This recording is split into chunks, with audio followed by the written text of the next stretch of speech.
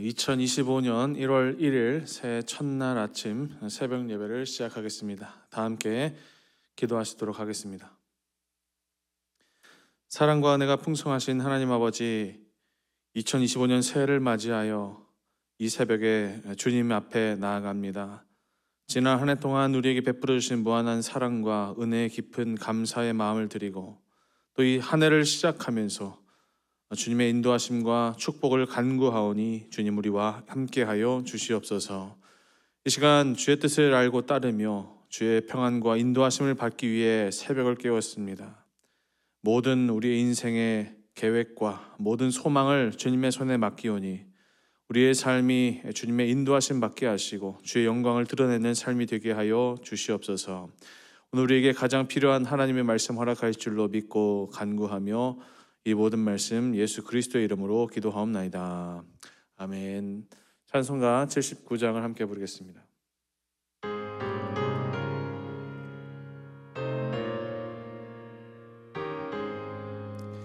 주 하나님 지으신 모든 세계 내 마음 속에 그리어 볼 때 하늘의 별 울려 퍼지는 데서 주님의 권능 우주에 찾네.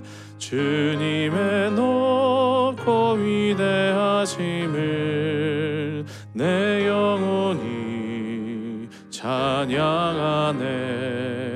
주님의 높고 위대하심을 내 영혼이 찬양하네. 숲속이나 험한 산 골짜기에서 지저귀는 저 새소리들과 고요하게 흐르는 시냇물을 주님의 솜씨 노래하도다. 주님의 높고 위대하심을 내 영혼이 찬양하네. 주님의 높고 위대하심을 내 영혼이 찬양하네. 주 하나님 독생자 아낌없이 우리를 위해 보내주셨네. 십자가에 피 흘려 죽으신 주 내 모든 죄를 대속하셨네. 주님의 높고 위대하심을 내 영혼이 찬양하네. 주님의 높고 위대하심을 내 영혼이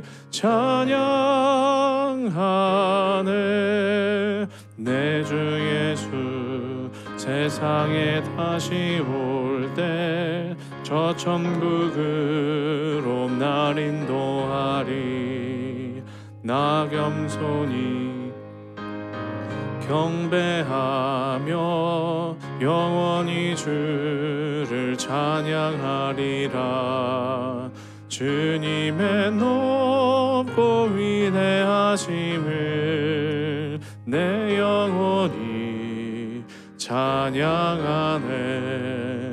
주님의 높고 위대하심을 내 영혼이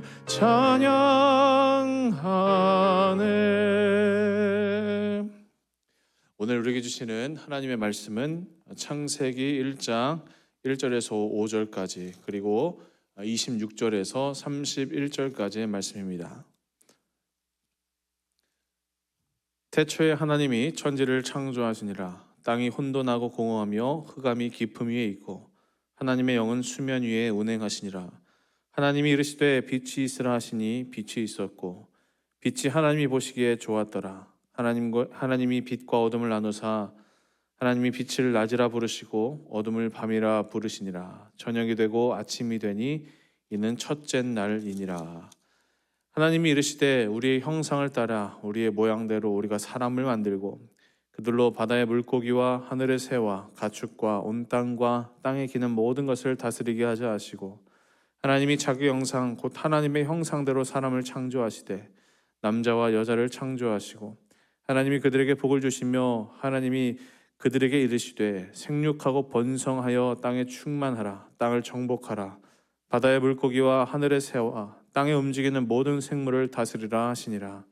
하나님이 이르시되 내가 온 지면에 씨 맺는 모든 채소와 씨 가진 열매 맺는 모든 나무를 너희에게 주노니 너희의 먹을거리가 되리라. 또 땅의 모든 짐승과 하늘의 모든 새와 생명이 있어 땅에 기는 모든 것에게는 내가 모든 푸른 풀을 먹을거리로 주노라 하시니 그대로 되니라. 하나님이 지으신 그 모든 것을 보시니 보시기에 심히 좋았더라. 저녁이 되고 아침이 되니 이는 여섯째 날이니라. 아멘. 오늘 창세기 1장 1절을 보니까 이렇게 시작이 됩니다. 태초에 하나님이 천지를 창조하시니라 되어 있습니다. 여러분, 하나님께서 가장 먼저 만드신 것이, 창조하신 것이 무엇이죠? 우리가 대개 천지를 창조하셨다라고 생각합니다. 하늘과 땅이라는 거죠. 그런데 정확히 말하면 하나님께서 가장 먼저 창조하신 것은 태초입니다. 태초에 하나님이 천지를 창조하시니라. 하나님께서 창조하신 첫 번째 것은 다른 것이 아닌 바로 시간입니다. 태초라는 말이 시간의 시작을 의미하는 말이죠. 이 말은 뭡니까? 시간도 하나님의 피조물이라는 사실이에요. 하나님께서 먼저 시간을 창조하시고 그 다음 하늘과 땅, 공간을 만드셨어요. 우리가 살고 있는 이 세계가 바로 그 하나님이 창조하신 시간과 공간 위에 세워진다는 겁니다. 이 창세기 1장 1절은 네 단어로 되어 있습니다. 태초, 하나님, 천지, 창조입니다. 우리는 이 네 가지의 단어 앞에서 하나님의 말씀 앞에 겸손한 마음으로 이 본문을 이해해야 돼요. 왜냐? 이 네 가지 단어는 인간의 이성으로는 도저히 파악할 수 없는 아주 신비가 가득 담겨진 단어이기 때문이에요. 여러분, 태초라는 말을 한번 떠올려 보십시오. 시간의 처음입니다. 우리가 그때가 도대체 언제인지를 알 수가 없습니다. 하나님의 신비의 영역입니다. 어떤 사람은 뭐 몇천 년 전에, 몇만 년 전에 이 시간이 시작되었다라고 생각하시지만 우리가 정확히 그 시간을 알 수 없어요. 수억만 년 전에, 수백만억 년 전에 우리가 미처 알지 못하는 그 시간에, 그 시각에 하나님이 이 세상을 창조하신 거예요. 또 천지도 마찬가지입니다. 우리가 천지를 그냥 우리가 살고 있는 지구 세계라고만 생각하지만 온 우주를 한번 떠올려 보십시오. 이 온 우주의 크기가 얼마나 큰지 현대 과학으로는 아직도 그 크기를 정확히 파악하지 못하고 있다라고 해요. 그리고 우리가 아는 이 우주 세계도 이 전체 우주의 아주 지극히 일부분밖에 되지 않는다는 거예요. 그러니까 하나님의 창조는요, 우리 인간의 이성으로는 도저히 파악할 수 없는 엄청난 놀라운 그런 능력이 있는 하나님의 섭리와 역사의 결과물이다라는 거예요. 그래서 우리는 창세기 1장 1절의 말씀을 대할 때마다 이 말씀을 우리 이성과 우리 분석의 대상으로 여길 것이 아니라 우리 믿음의 대상으로 여겨야 된다라는 거예요. 왜? 우리가 다 알 수 없고 우리 이성으로는 다 깨달을 수 없기 때문이에요. 이 1장 1절을 우리가 어떻게 대하느냐에 따라서 우리 인생이 완전히 달라집니다. 이 1장 1절을 그저 분석과 이성의 대상으로만 여기고 그것을 이해하려고 하면 늘 우리의 한계 속에 갇혀있는 그런 인생밖에 살 수 없고, 또 그것이 아니라 이 1장 1절의 말씀, 하나님이 태초에 천지를 창조하시니라 라는 말씀을 하나님은 나의 창조주이시다라는 믿음의 대상으로 바라보면 우리 인생은요 전혀 180도 다른 하나님의 섭리를 따라가는 인생이 된다라는 거예요. 우리가 창조주이신 하나님을 믿을 때에 하나님을 온전히 따라가고 하나님의 인도하심과 그분의 무한하신 긍휼과 섭리와 그분의 역사 속에 살아가는 인생이 된다라는 거예요. 여러분, 우리는 피조물입니다.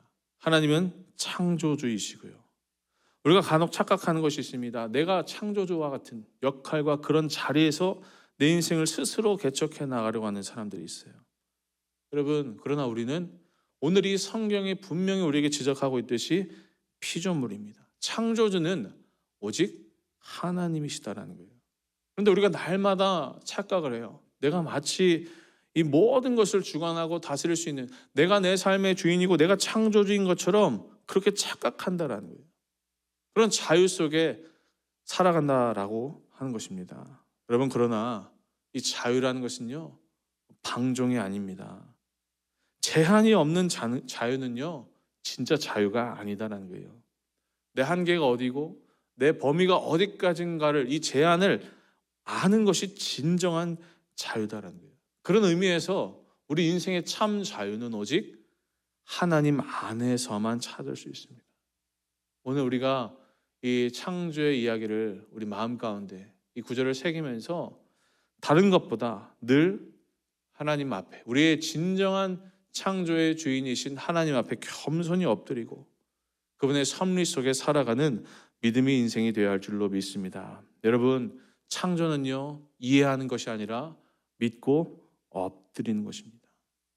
창조를 지나치게 막 과학적으로 이해하고 완벽히 내 기준과 내 상식 속에서 납득이 돼야 믿으려고 하시는 분들이 계세요. 그러나 그거 아니라는 거예요.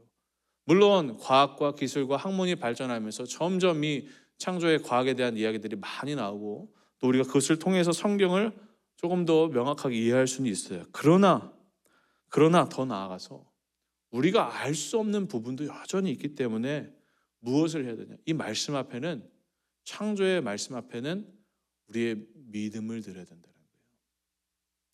지나고 보면 여러분들 다 예수를 믿고 믿음 생활을 하시면서 이 창조가 내가 믿어야지 해서 믿는 분 별로 없을 거예요. 어느 날 보니까 믿어져 있기 때문에 내가 믿고 있는 분들이 대부분이실 거예요. 여러분, 우리가 이 하나님의 창조가 믿어지고 하나님의 창조가 내 삶에 이해되고 내 삶에 설득이 되는 것이 큰 복이고 은혜입니다. 하나님이 주신 섭리 가운데서 그것이 내 삶에 이해되는 것, 큰 복이다라는 거예요. 자, 오늘 이 말씀을 보면서 우리가 한 가지 더 생각해 볼 것이 있어요. 창세기 1장 3절에 보니까 하나님이 이르시되 빛이 있으라 하시니 빛이 있었다. 하나님이 이르시되 빛이 있으라 하셨다라는 거예요. 저는 오늘 이 말씀을 보면서 우리가 한 가지 주목해야 될 부분이 뭐냐면 하나님이 창조를 하실 때 말씀으로 창조하셨다는 거예요. 이르시되 이렇게 되어 있어요. 그럼 한번 생각해 보십시오. 도대체 전능하신 하나님께서 왜 말로 창조하셨을까요? 굳이 말이 필요했을까요? 무한하신 하나님 그냥 생각만 하셔도 되지 않았을까요? 여기에 담긴 영적인 의미가 뭘까요? 말을 한다라는 것은 말을 듣는 대상을 인격으로 여긴다라는 거예요. 그러니까 이 말은 뭡니까? 다시 말해서 하나님께서는 당신이 창조하신 피조물을요, 그저 내가 기계처럼 다룰 수 있는 그런 존재로 여기시는 게 아니라 인격으로 우리를 대하시고 우리를 창조하셨다는 거예요. 이게 하나님의 놀라운 은혜이고 사랑이다라는 거예요. 하나님은 단순히 창조자이시기만 한 게 아니라 우리를 사랑하시는 분이시다라는 것입니다. 여러분, 사랑에서 가장 중요한 요소가 있다면 바로 인격, 그러니까 동등한 인격을 기반한다라는 거예요. 우리가 간혹 착각하는 게 있어요. 서로 사랑을 할 때 이 사랑의 반대말이 뭐냐면 미움과 증오라고 생각하는 거예요. 여러분, 그러나 사랑의 진짜 반대는 뭐냐면 동정이라는 사실 아세요? 사랑을 가장 모욕되게 만드는 말이 있다면 동정이에요. 불쌍하게 느껴지게 하는 거죠. 왜? 불쌍하다라는 건 뭘 전제해요? 나보다 더 낫다라는 거예요. 사랑이 성립되려면 대등한 관계와 대등한 인격 속에서 일어난다는 거예요. 요한복음 3장 16절에 하나님께서 세상을 이처럼 사랑하사라고 성경이 기록하고 있어요. 이 말씀이 너무나 놀라운 이유가 바로 여기 있습니다. 하나님이 우리를 창조하시고 이 세상 모든 우주 만물을 창조하실 때에 하나님께서 나보다 천한 것으로, 나보다 낮은 것으로 여기셔서 그저 기계처럼 이 피조물, 이 자연 세계를 만드신 것이 아니라 바로 하나님이 가지신 그분의 인격을 가지고 또 다른 인격, 하나님과 동등한 인격의 차원과 그런 대우 속에서 이 세상 만물을 창조하시고 사랑으로 그 관계를 인도하신다는 거예요. 이것이 창세기 1장에서 창조의 섭리가 우리에게 전하고 있는 또 다른 은혜다라는 거예요. 하나님께서 우리를 향해, 세상을 향해, 온 우주 만물을 통해 말씀하셨다라는 것에 엄청난 하나님의 사랑과 은혜가 담겨 있다라는 사실입니다. 자, 마지막입니다. 이 하나님의 창조의 섭리 속에서 살아가는 우리들이 이제 어떻게 살아가야 하는가라는 거예요. 하나님께서 우리에게 사명을 주십니다. 어떤 사명일까요? 세상을 향해서 하나님의 뜻을 전하라고 보내신다는 거예요. 예수님의 기도를 보면요, 우리가 이 땅에서 어떻게 살아야 하는지에 대한 말씀을 주신 대목이 나와요. 요한복음 17장 17절 18절에 그들이 누구죠? 바로 저희들이죠. 진리로 거룩하게 하옵소서. 아버지의 말씀을 진리니이다. 아버지께서 나를 세상에 보내신 것 같이 나도 그들을 세상에 보내었습니다. 하나님이 우리를 세상에 보내셨대요. 뭘 하라고요? 말하라고요.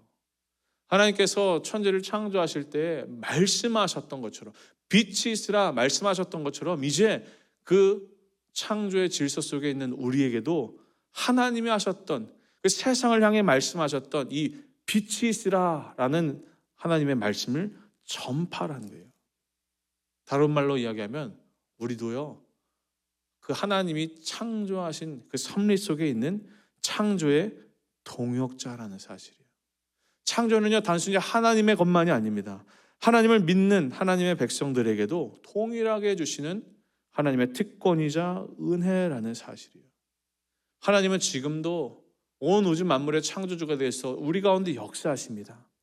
이제 넘어서 그 하나님께서 지금도 살아 역사하시니 우리가 무엇을 해야 될까요? 하나님을 따라 부지런히 이 땅과 이 세상 가운데 하나님의 일을 증거하고 전파해야 된다는 거예요.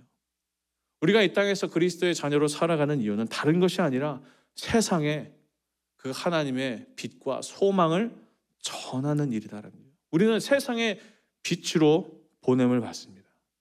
여전히 어둡고 춥고 캄캄한 곳을 비추기 위해서 우리가 살아가야 돼요. 이것이 우리의 사명이다라는 겁니다. 우리의 말과 행동과 삶이 하나님의 빛을 드러내고 증거하는 삶이어야 된다라는 것입니다. 우리 모두가 세상의 빛으로 보냄을 받습니다. 마태복음 5장 14절에 너희는 세상의 빛이라 산 위에 있는 동네가 숨겨지지 못할 것이다 돼 있어요. 우리가 세상의 빛이래요. 왜요? 세상 사람들 다 보라고요. 하나님을 보라고요. 산 위에 있는 동네로 우리가 보냄을 받는데요, 산 위에 있는 동네 어떤 자리입니까? 모든 이들이 볼 수 있는 곳입니다. 왜? 산 위에 있기 때문이에요. 우리도 마찬가지입니다. 우리가 세상을 향해서 그 산 위에 있는 동네의 자리로 보냄을 받습니다. 무엇을 하기 위해서요? 빛과 소망 대신 하나님을 증거하기 위해서요. 사랑하는 여러분, 말씀을 마칩니다. 우리 2025년 새로운 한 해가 시작됐습니다. 오늘 이 첫날을 맞이하면서 우리가 우리의 마음을 다시 한번 점검해 보았으면 좋겠어요. 우리 첫 마음을 다시 한번 생각해 보았으면 좋겠어요. 다른 것보다 먼저는 우리의 삶의 진정한 주인이신 창조주 하나님을 온전히 믿음으로 고백하고 인정하는 믿음이 있기를 바라고, 더 나아가서 그 하나님의 하나님 되심을, 하나님이 이미 우리 가운데 창조를 통해 보여주셨던 하나님의 놀라운 섭리를 이제 우리가 세상 가운데 증거하고 전파하고 살아낼 수 있는 또 다른 창조의 동역자로 살아가는 복된 하루와 또 2025년 한 해가 되기를 간절히 소망합니다. 오늘 이 말씀을 듣고 붙잡고 나아가는 우리 사랑하는 모든 성도님들의 삶 가운데 하나님의 크신 영광의 찬양과 빛이 함께 하시기를 주의 이름으로 간절히 축원합니다. 주신 말씀 기억하며 기도하도록 하겠습니다. 하나님 아버지, 2025년 한 해를 시작했습니다. 새로운 한 해에는 우리 믿음이 더욱더 강해지고 하나님을 향한 사랑이 더욱 깊어지며 우리의 삶을 통해 이 땅과 세상 가운데 주님의 빛이 널리 전파되게 하여 주시옵소서. 어떤 시련과 어려움이 다가온다고 할지라도 주의 위로와 능력으로 이겨낼 수 있도록 도와주시고 삶의 어떠한 자리에서든지 늘 주님의 영광을 드러내기에 부족함 없는 하나님의 백성들로 살아갈 수 있도록 주님 인도하여 주시옵소서. 우리의 가정과 또 교회와 이 나라와 민족을 주님의 손에 맡깁니다. 새로운 한 해 동안 주의 평강과 은혜와 사랑이 우리의 삶을 인도하며 모든 이들에게 하나님의 빛과 소망을 품고 살아갈 수 있도록 주께서 인도하여 주시옵소서. 오늘 이 새벽에 주님 앞에 올려드리는 기도를 주님께서 응답하시고 우리의 마음과 뜻을 온전히 주님께 드리는 모든 처소마다 하나님의 크신 임재와 영광으로 함께하여 주시옵소서. 이제는 우리 주 예수 그리스도의 은혜와 하나님 아버지의 크신 사랑과 성령님의 감화 감동 역사하심이 오늘 주신 이 새로운 한 해를 시작하며 다시 한번 창조의 하나님을 붙들며 승리하기로 결단하는 당신의 모든 백성들 머리에 이제부터 영원토록 함께하여 주시옵기를 간절히 축원하옵나이다. 아멘.